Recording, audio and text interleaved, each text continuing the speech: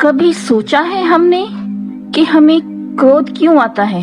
चलो आता भी है तो इस बारे में कभी सोचा है कि हम क्रोध को वश में कैसे करें? और यदि सोचा भी है तो क्रोध को वश में करना ही नहीं आता और हम क्रोध कर स्वयं का ही नुकसान कर बैठते हैं। ये जानकर भी हम अपने क्रोध को अपने वश में करने में असमर्थ रहते हैं।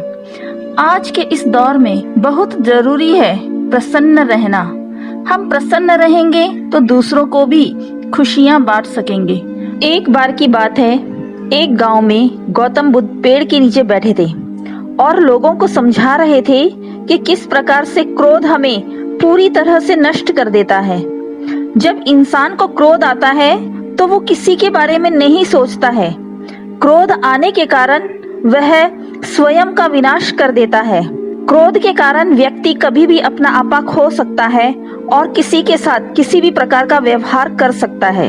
जब यह विषय गौतम बुद्ध द्वारा धीरे धीरे आगे बढ़ने लगा तो गांव वाले बड़े ध्यान से सुन रहे थे। गांव वालों के बीच बैठा हुआ व्यक्ति थोड़ा विचलित हो रहा था। उसे लग रहा था कि ये सारी की सारी बातें मुझे सुनाई जा रही है, क्योंकि उसे बहुत क्रोध आता था। जैसे जैसे विषय आगे बढ़ता गया उस व्यक्ति का क्रोध और बढ़ता गया और वो अपने स्थान पर खड़ा होकर गौतम बुद्ध के पास गया, जाकर उनके मुंह पर थूक दिया। गौतम बुद्ध से कहने लगा कि क्या फालतू की बातें कर रहे हो, क्या बकवास किए जा रहे हो, हमें तुम्हारी ये फालतू की बातें नहीं सुननी, यहाँ से चले जाओ।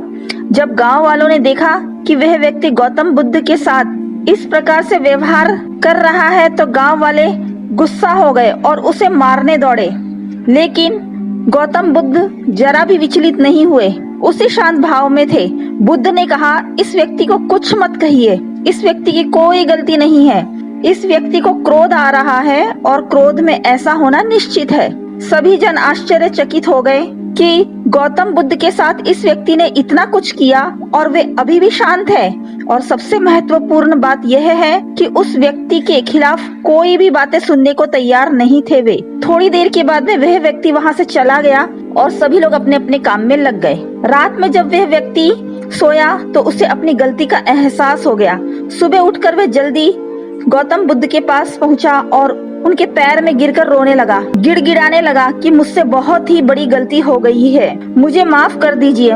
मैंने कल आपको अपशब्द कहे, बहुत ही बुरा व्यवहार किया आपके साथ। इसके लिए आप मुझे जो सजा देना चाहते हैं वो दें। उन्होंने उस व्यक्ति को उठाया और कहा कि मैं बीते हुए दिन की बात याद नहीं रखता और तुम्हें भी यही करना चाहिए। तुमने अपनी गलती मानी और उससे सीख ली। ये बेहतर है। क्रोध हर इंसान को आता है लेकिन वो अपने साथ बहुत कुछ लेकर जाता है।